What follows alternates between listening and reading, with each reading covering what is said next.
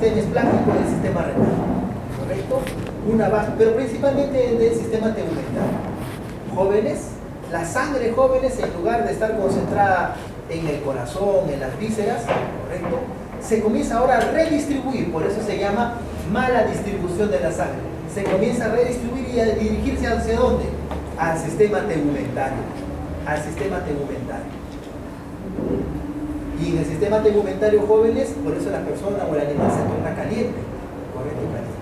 Abandonando, jóvenes, la sangre ¿de dónde? La sangre que debería estar o que debe dirigirse en el estómago, en el intestino, en el pulmón, en el vaso, ¿correcto? Ya no está. Esa sangre ha abandonado y se ha dirigido hacia ¿dónde? Hacia la periferia. ¿Por qué? Porque hay una liberación de mediadores químicos, histamina y óxido nítrico, que han producido la vasodilatación generalizada. Eso se llama shock debido a una mala distribución de la sangre. Shock. ¿Han entendido esa parte? Una joven es el shock hipovolémico, que es una vasoconstricción, y una cosa es el shock por mala distribución de la sangre, que es una vasodilatación. ¿Correcto? Una vasodilatación. Shock anafiláctico, shock neurogénico, shock septicémico. Ambos van a producir, jóvenes, la vasodilatación por distintos mecanismos, ¿correcto? Por distintos mecanismos.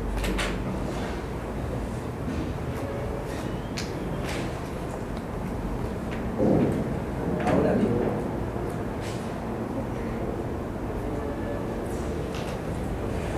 lesiones de shock. El edema, jóvenes, entonces el punto que radica acá y que vemos acá, y que vemos acá, ¿cuál es? ¿Qué lesiones nosotros podemos ver, observar en el shock? ¿Qué lesiones podemos observar y ver en el shock? Vamos a ver cuáles. Acá tenemos una lista de lesiones que podemos ver en el shock. Podemos ver edema pulmonar, podemos ver congestión hepática, necrosis tubular aguda del riñón, corazón con hemorragia subendocárdica y necrosis, cerebro con muerte neuronal, tracto gastrointestinal con hiperemia y con necrosis. Y acá hay una lesión que también es importante, la necrosis de la corteza adrenal. La necrosis de la corteza adrenal. Jóvenes, la necrosis de la corteza adrenal, que no figura acá, es la principal lesión que nosotros debemos observar en el shock. ¿Se acuerdan, jóvenes, que les he dicho cuál es el shock que es inmediato? ¿Ah? El cardiogénico. En el shock cardiogénico yo no voy a ver ninguna de estas lesiones, pero sí voy a ver la necrosis de la corteza adrenal.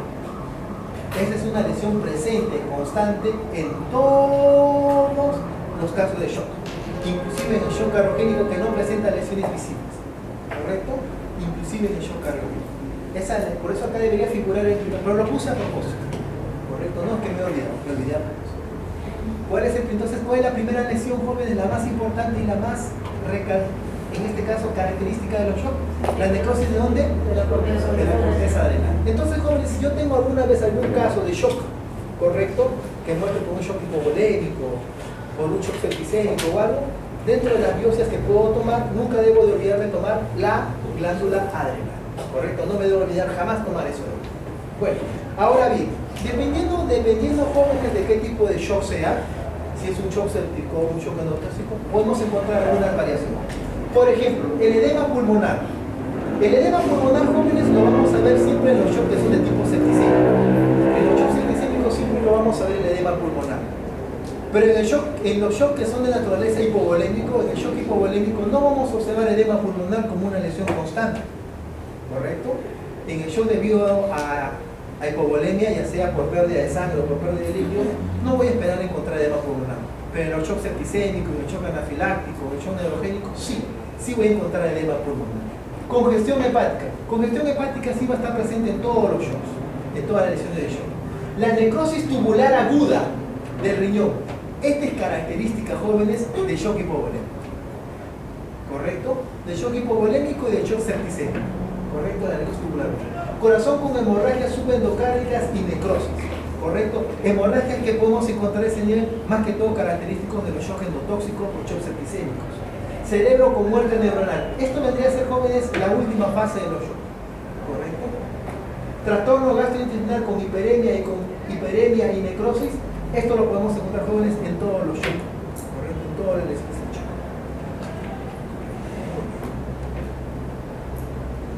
Muy bien. Entonces, hasta acá, hasta el día de hoy, jóvenes, es la clase para el examen de la próxima semana. ¿Correcto? ¿Han podido repasar algo? ¿Han podido estudiar algo? Todavía no. Bueno, muchachos. Pero jóvenes, ¿cuánto tiempo tengo? En solamente 10 minutos, de repente un poquito más, les voy a hacer un resumen bien breve del curso. Bien breve del curso. Como para que lo puedas entender como para coquito. A ver, chicos. Vamos a empezar con la primera parte del curso. Vamos a entrar a la semana número 1 del curso. ¿Qué tocamos en la semana número 1 del curso? Primero, jóvenes, hicimos un pequeño recordario de las funciones de la célula. ¿Sí o no? Porque vamos a entrar al siguiente video. Jóvenes, ¿qué es lo que busca la célula siempre? Una célula normal, cuando encuentra un medio ambiente que sea un poco hostil. ¿Qué cosa? La homeostasis. Y para alcanzar esa homeostasis, ¿qué es lo que tiene que hacer la célula? Adaptarse. Ya sea si el medio hostil tiene pocos nutrientes, si tiene exceso de trabajo, etcétera, la célula tiene que adaptarse. Entonces acá lo primero que vimos la primera semana de cada clase fueron los mecanismos de adaptación celular. ¿Y cuáles son esos mecanismos de adaptación celular? ¿Se acuerdan? Atrofia, hipertrofia, hiperplasia y metaplasia. Esos eran los primeros mecanismos de adaptación. Entonces la célula, cuando encuentra un medio externo que sea cambiante, que sea hostil, la célula tiene que adaptarse. La atrofia, jóvenes, ¿qué era? La atrofia, jóvenes, era la disminución del tamaño del órgano, ya sea por una disminución en el número de células o en el tamaño de las células. Y eso se daba principalmente, ¿por qué? Por una disminución en el aporte de sangre o por una disminución en el volumen de trabajo. ¿Correcto? Muy bien. Luego entrábamos al siguiente mecanismo de adaptación, ¿correcto? En el cual incrementaba el tamaño de las células. ¿Cuál era ese? ¿Cómo se llamaba ese? Cuando había un incremento del tamaño de las células. Hipertrofia. Tamaño de las células. La hipertrofia era, jóvenes, el incremento del tamaño del órgano porque incrementaba el tamaño de las células. ¿Y por qué las células incrementaban de tamaño? La principal cosa, por un incremento en el volumen de trabajo. En la atrofia, ¿por qué las células se atrofiaban? Porque había una disminución del volumen de trabajo. ¿Y qué era lo que pasaba, jóvenes? En la hipertrofia, las células hipertrofiaban porque sucedía lo contrario, un incremento en el volumen de trabajo. ¿Me dejo entender? ¿Correcto? Nos encontramos entonces en la hipertrofia. Luego, jóvenes, nos encontramos con la hiperplasia. La hiperplasia, que era el incremento del tamaño del órgano, ¿por qué? Porque incrementaba el número de las células. Luego nos encontrábamos con la metaplasia. ¿La metaplasia qué cosa era?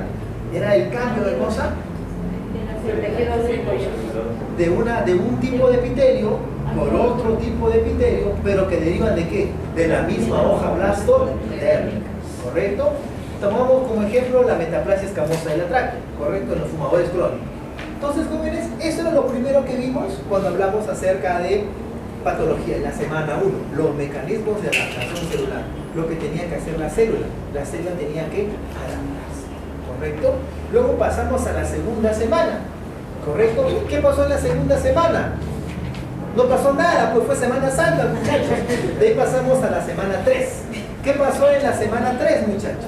En la semana 3 entramos, jóvenes, a lo que vendría a ser, jóvenes, y ahora sí, el daño celular. ¿Qué era lo que pasaba cuando la célula ya no podía adaptarse? Entraba un proceso de daño celular. Y el daño celular podría ser de dos tipos: reversible e irreversible. ¿Cuándo decimos que el daño celular es irreversible? Cuando pasaba el punto de no retorno. ¿Cuál era, Gerardo?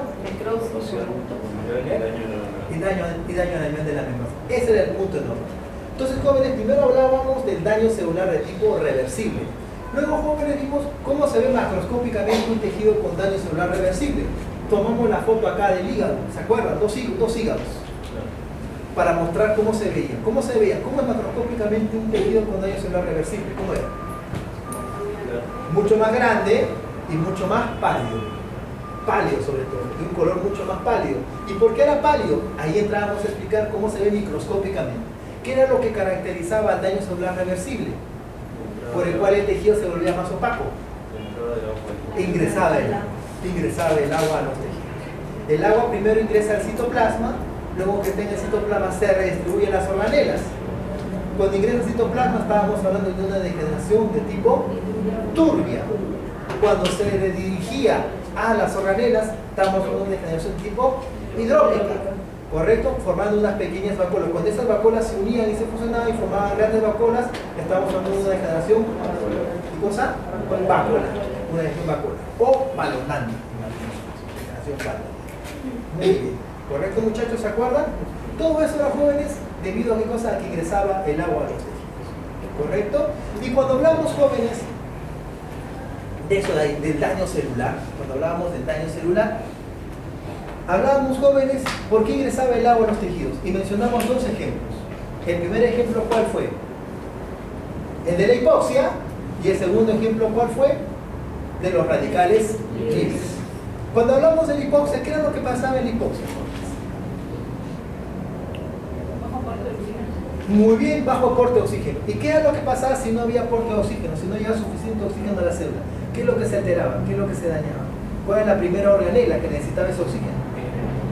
La mitocondria. La mitocondria utilizaba ese oxígeno para sintetizar ATP. ¿Y el ATP para qué lo necesita la célula? Para todos los procesos, pero principalmente para mantener un equilibrio, su equilibrio de membrana.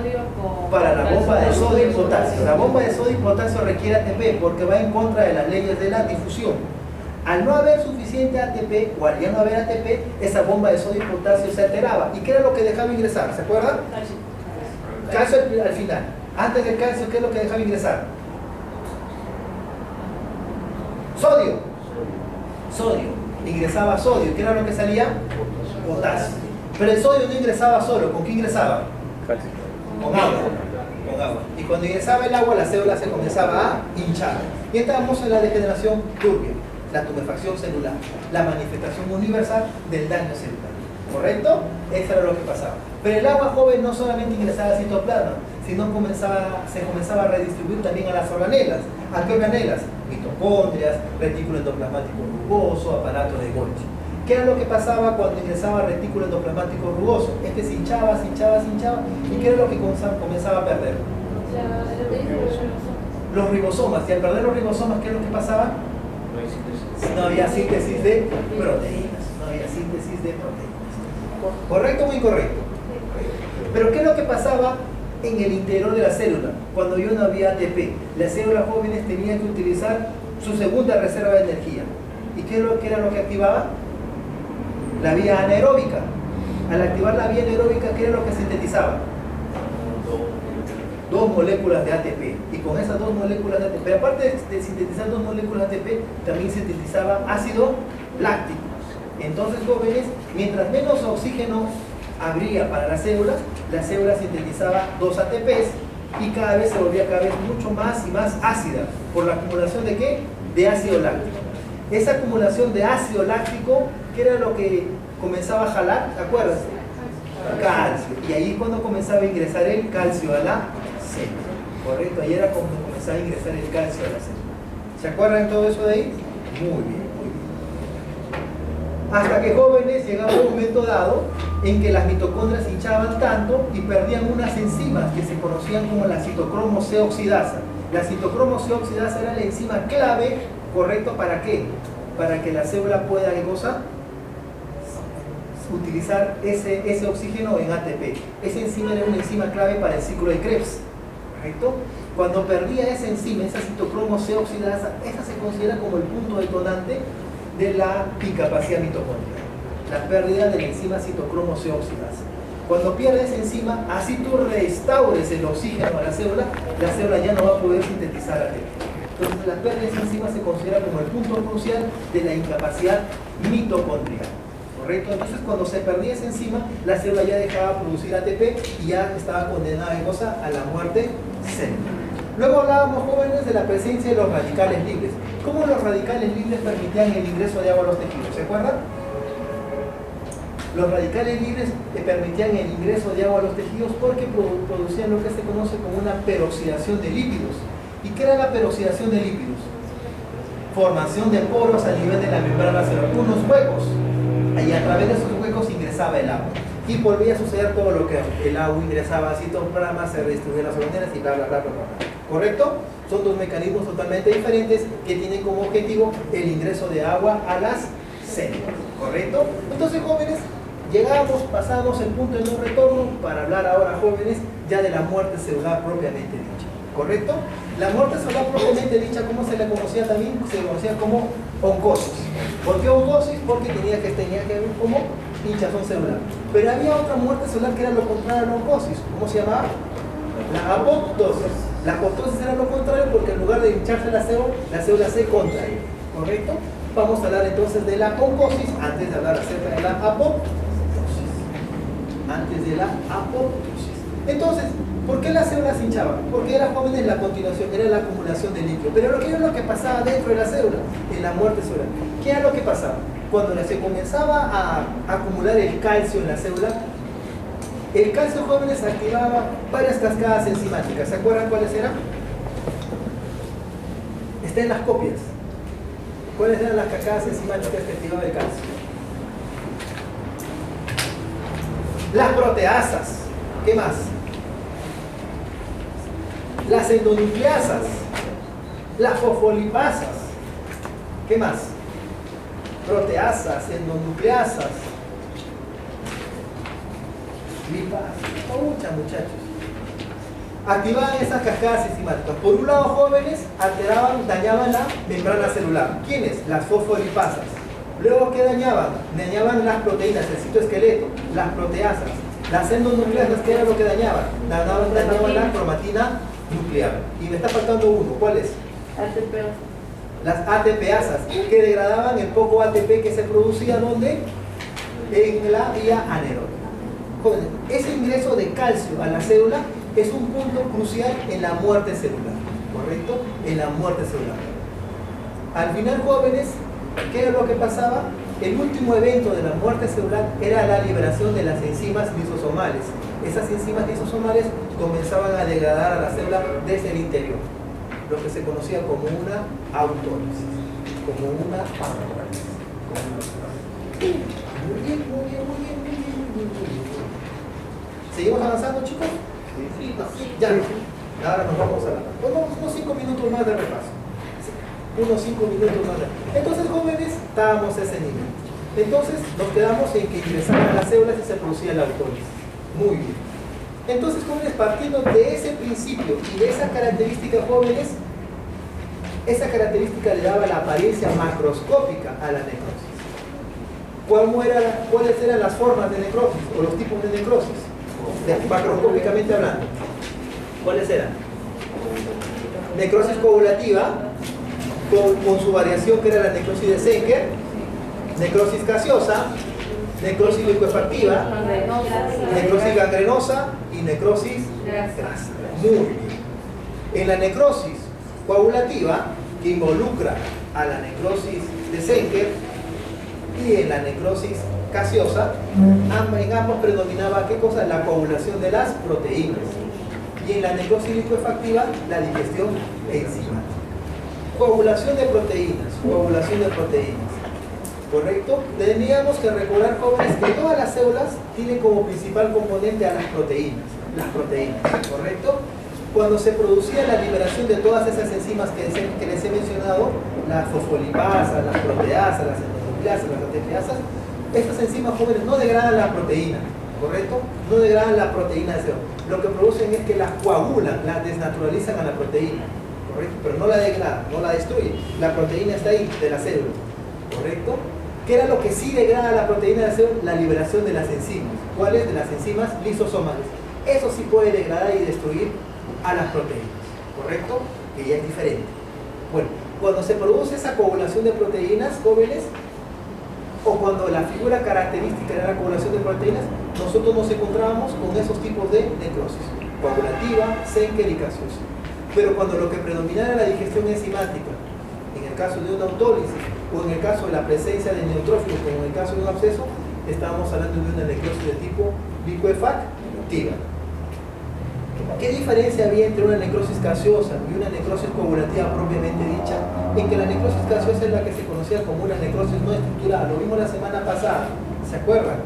¿Correcto? En el cual nosotros veíamos solamente la muerte del tejido, la zona del tejido que estaba necrosada, en el cual nosotros no divisamos y no observábamos qué cosa, absolutamente ningún tipo de tejido, lo cual era diferente de la necrosis coagulativa que la vimos hoy día, en la cual, ¿qué cosa es lo que pasaba? Se mantenía la citoarquitectura del tejido, pero se había perdido el detalle celular. ¿Correcto? ¿Se acuerdan de eso de ahí? Muy bien. Ahora, jóvenes, en las necrosis jóvenes se caracterizaban porque había una disminución del pH. ¿Sí o no? Esa disminución del pH, ¿qué era lo que jalaba? Que lo que vimos la semana pasada. Calcio. Calcio de tipo distrófico. Solamente para hacer una observación. Muy bien. Eso es lo que. Entonces, esa es la diferencia entre una necrosis coagulativa y una necrosis gaseosa. La necrosis liquefactiva es la digestión enzimática. Luego vimos la necrosis gangrenosa. La necrosis gangrenosa no es otra cosa más que necrosis coagulativa con la presencia de ¿qué? De bacterias. Y había tres tipos: seca, húmeda y gaseosa. Seca, húmeda y gaseosa. La seca, jóvenes, se da en los órganos que son pobremente irrigados. Generalmente va a afectar a las puntas de las orejas, a la punta de la cola y a las extremidades. La necrosis gangrenosa húmeda afecta principalmente a aquellos tejidos altamente irrigados. Tomamos como ejemplo al pulmón y a los intestinos. Y la necrosis gangrenosa gaseosa básicamente es una necrosis específica de algunas enfermedades. La pierna negra, ¿correcto? Ocasionada por el Clostridium chomo. ¿Correcto? Y luego tenemos la necrosis grasa. La necrosis grasa, jóvenes, principalmente observada a nivel de las cavidades. Y tomamos como ejemplo a la que es producida por la liberación de las enzimas pancreáticas. ¿Por qué se la llamaba necrosis grasa? ¿Qué diferencia tenía? ¿Qué características tenía? Es que en la necrosis grasa sucedía algo muy característico, que era la saponificación de la grasa. ¿Qué es la saponificación de la grasa? Que la grasa adquiría características muy parecidas a la del jabón. Color blanco y dureza, y también se volvía quebradizo. Saponificación de la grasa. Eso era todo lo referente a la necrosis, ¿correcto? Luego vimos la relación lo referente a la apoptosis. La apoptosis tenía una figura característica que era la construcción celular, ¿correcto? Una vez que se producía la construcción celular, ¿qué era lo que pasaba, jóvenes? Había una condensación de la cromatina hacia la periferia. ¿Qué era lo que pasaba con su citoplasma? En su citoplasma se comenzaban a formar algo que se conocía como unos plebs. Esos plebs se desprendían en lo que se conocían como cuerpos apoptóticos.